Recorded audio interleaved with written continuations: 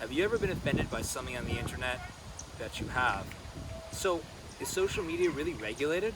It is. And it's all the fault of the Wolf of Wall Street. Section 230 means that Facebook, YouTube, Twitter, Instagram, they can edit some posts, but you can't sue them because you don't like what they left up there. Why? Because they're not publishers. What's a publisher? Think New York Times, Rand McNally when they publish a science textbook or a flight manual. Stuff where you open it and you say, I believe this is true.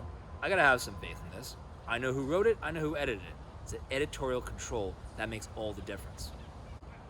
So where did this all come from? Throw back to the 90s. Remember that infamous classic Wolf of Wall Street? You remember Jordan Belfort, the Wolf, and his firm Stratton Oakmont, right? So back then, people were commenting online on this platform called Prodigy. They were saying, Jordan Belfort, Stratton Oakmont, these guys are real crooks and liars. Now, of course, Stratton were crooks and liars, but they were litigious crooks and liars. And they said, hey, you can't just accuse us of that. We're going to sue you. Not only did they sue the people who posted, they sued Prodigy for even letting people post that stuff. The court said, in fact, Prodigy, any social media, web chat, comment section service, it's going to be a publisher, like the New York Times. Doesn't matter if you got a bunch of random anons tweeting about whatever. No matter what, it's a publisher. Was that going to fly? No way.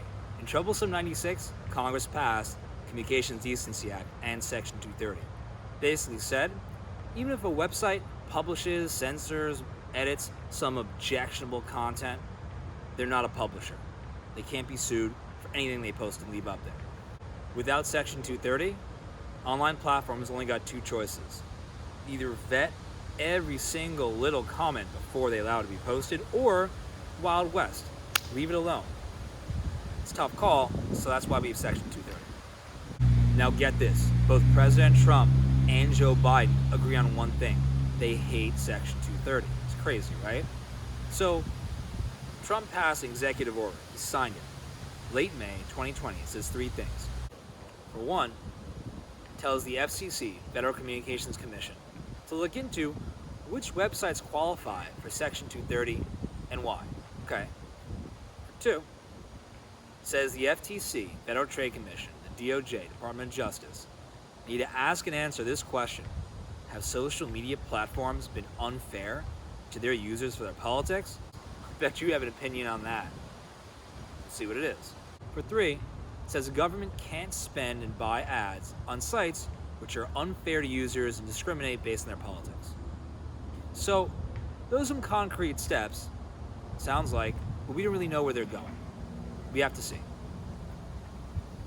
Now, Joe Biden says Section 230 should be immediately revoked, across the board. He says Facebook is propagating falsehoods they know to be false. Okay, Boomer. What did the court say?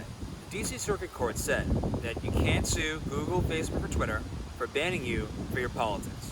Why? The First Amendment protects us from our government, but it doesn't really say what one person can do to the other. It's an important concept to understand. We'll need to see what happens next, but this is a time for people to have this discussion, voice their opinions to regulators, their representatives, and the candidates, because people need to form their opinions and see what do we really believe, where do we believe this should go. Check out my legal wisdom on Facebook, LinkedIn, YouTube, Instagram, and let's see who gets offended first.